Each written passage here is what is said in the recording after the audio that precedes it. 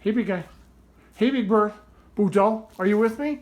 You guys, if your bird has pin feathers, because they're molting, their hormones can be kind of reactive.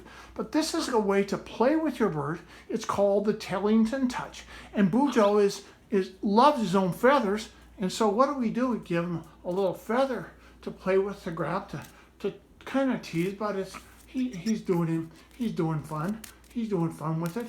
It's called the Tellington Touch, which he grabs it and keep him active while he's coming through his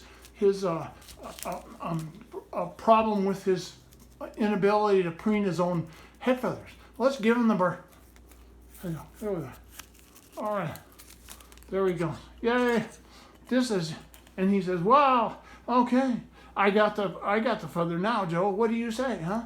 I got that feather now. Oh, good bird. Okay."